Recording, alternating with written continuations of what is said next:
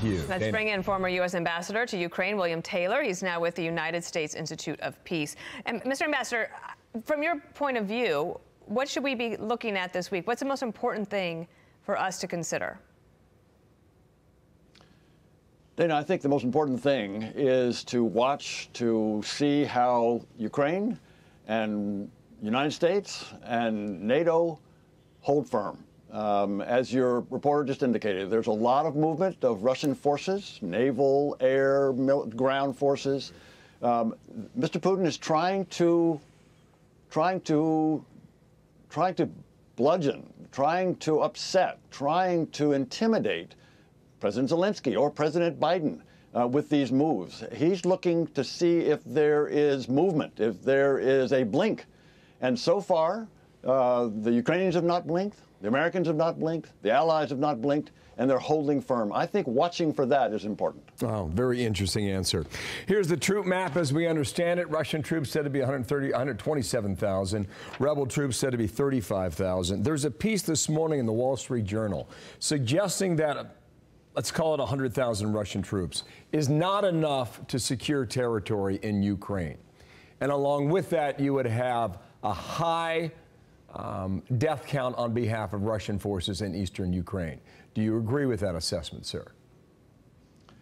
I do, Bill. I think it's going to be, if President Putin makes the decision, a bad decision, to pull the trigger and invade Ukraine, it will be very painful, very bloody for Russian troops. It'll, of course, be bloody and painful for Ukrainian civilians and military. But it is a possibility that he is looking for something without that invasion. He would like to get something without that cost in dead Russian soldiers coming back. He's got a lot of different options, but he also has the option of negotiating. There's still an opportunity to deter him from that bad decision. But hasn't Mr. Putin asked for things that are, in some ways, you can't say, he should not get to decide what NATO does. Now, there might be something to say that, of course, the United States will not put nuclear missiles in Ukraine. Maybe that's something that, like, President Biden could say that could provide some sort of an off-ramp here. But other than that, I don't know what other sort of negotiation the United States can give here. Dana, you're exactly right. There are areas of possible agreement. You mentioned a couple of them. One on missiles. We're concerned about the Russian missiles in their side of the border. They're concerned about NATO's missiles. There's a discussion to be had there. They're concerned about B-52s flying close to their border. We're concerned about their military exercises.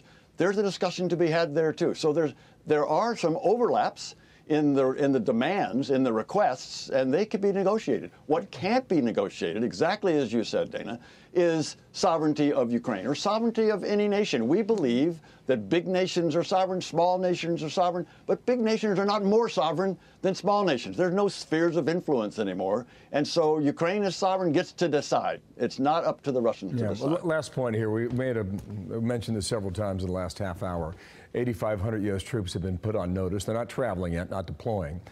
This did happen 7 years ago when Putin went into Crimea. We put 5,000 U.S. troops in Poland, but that was after Putin went into Crimea. Does this announcement, does it add up for Moscow? Does it amount to anything for them? I think it should, Bill. I think it should. It should suggest to Moscow that the United States is not just waiting for them to pull the trigger and to go across the Ukraine border before they take steps. The United States is now engaged in active deterrence, that is, doing things in advance to try to deter that decision. Mr. Putin may not have decided yet.